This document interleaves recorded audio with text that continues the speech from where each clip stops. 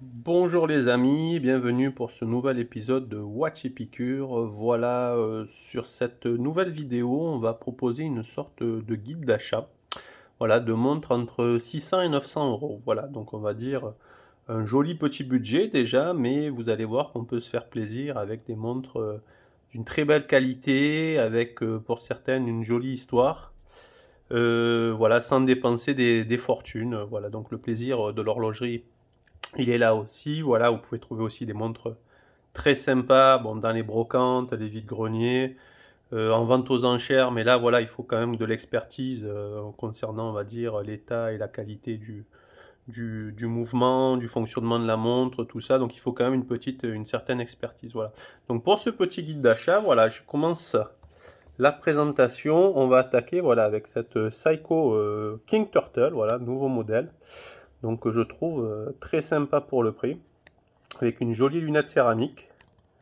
Donc montre de plongée avec un boîtier coussin. Voilà, boîtier typique des Seiko Turtle. Voilà, les boîtiers coussins qu'on retrouve aussi sur des marques plus chères comme Panerai, mais que je trouve très sympa. Donc voilà, une jolie montre. Si vous avez un poignet un petit peu costaud, voilà, c'est pas pour des poignets frêles.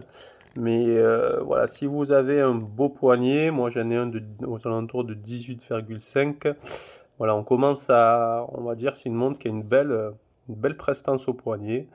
Voilà, le petit gaufrage aussi du cadran est très sympa. Vous voyez la finition, voilà, très très belle. Ouais, la lunette est très très très belle. Voilà. Voilà, on a quand même aussi, donc bien sûr, comme tout le monde de plongée, des index lumineux avec le Super Luminova Seiko, le Lumi-Bright, je crois, qui a une sacrée. Il éclaire vraiment très très très bien. On a même la petite perle qui est rétro-éclairée. On a la date, on a le jour. Donc voilà, une montre qui tourne aux alentours de 600-650 euros, voilà, qui est très très belle. Vous voyez, la petite trotteuse dorée. Donc c'est vrai que ces montres de plongée, on peut les assortir avec différents natos. Donc voilà, on peut éventuellement jouer avec les couleurs de la montre. Donc voilà, je trouve que c'est une montre très sympa et voilà sa forme mythique, hein, notamment pour les amateurs de cinéma.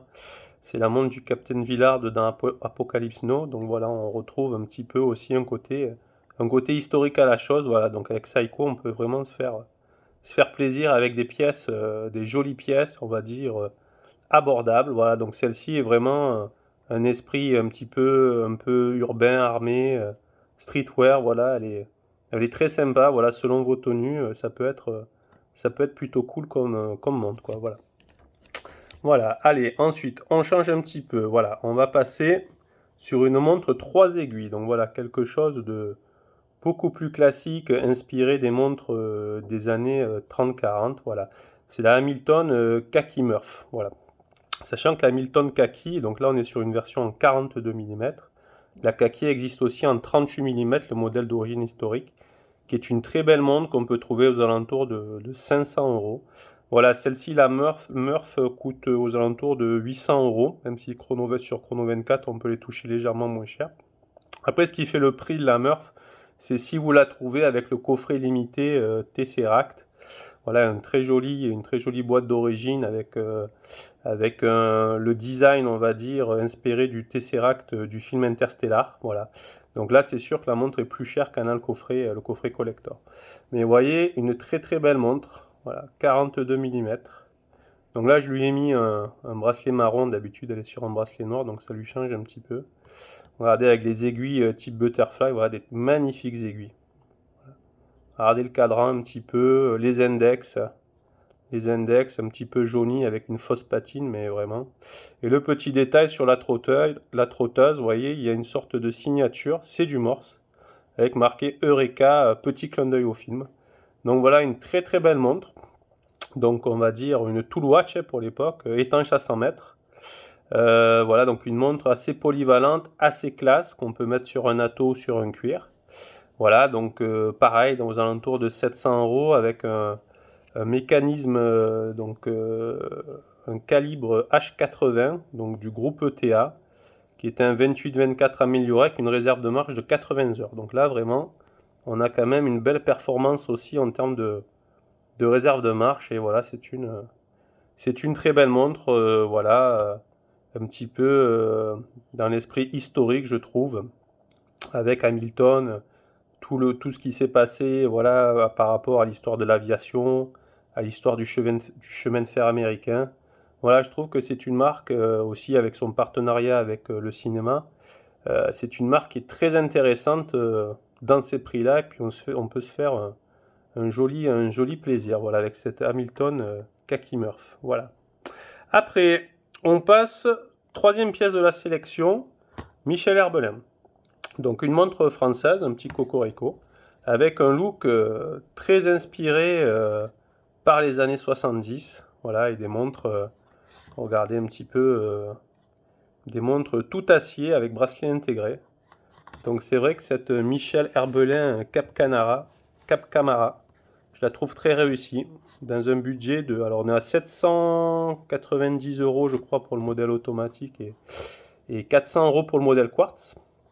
Voilà, donc sur le modèle automatique on retrouve un mouvement Celita avec une quarantaine d'heures de réserve de marche. Mais regardez un petit peu la finition, le bracelet. Voilà, donc la montre fait 40 mm. Le bracelet est quand même assez épais. Voilà, donc c'est-à-dire là c'est pareil, aussi une montre à conseiller quand même pour des gens qui ont, on va dire, un poignet, voilà, un bon poignet, mais voilà, elle est vraiment, regardez un petit peu les reflets du cadran, voilà, qui rappellent les marinières. Voilà, moi j'aime beaucoup, hein, voilà, ce type de cadran. Bon, bien sûr qu'on retrouve sur une montre iconique et la Nautilus, mais aussi sur des montres comme les Gégère Master Quartz, voilà, qui sont des montres sorties avant la Nautilus dans les années 70 à quartz aussi. Et regardez un petit peu, voilà, pour 800 euros, la montre que vous pouvez avoir, elle est quand même assez fine. Voilà, c'est quand même, voilà, très très très belle, voilà, avec sa lunette un petit peu en forme de hublot, voilà, ses petits index facetés. Une étanchéité à 100 mètres, un mécanisme automatique, un bracelet acier. Voilà, donc c'est vrai qu'on peut avoir vraiment une montre un petit peu habillée et quand même polyvalente dans la mesure où on peut se baigner avec, dans des gammes de prix voilà, correctes et abordables. Et en plus, c'est un atelier d'horlogerie française. Donc ça aussi, c'est plutôt sympa. On fait travailler un petit peu, on fait travailler nos compatriotes. Donc ça, c'est plutôt cool. Voilà pour la Michel Herbelin. Très très belle montre pour le prix. Voilà, à recommander vraiment. Très très sympa. Voilà. Et on va finir la sélection par, voilà, une fois de plus, une Seiko. Donc Seiko, là on va passer sur la SPB 087J1, donc plus communément appelée aussi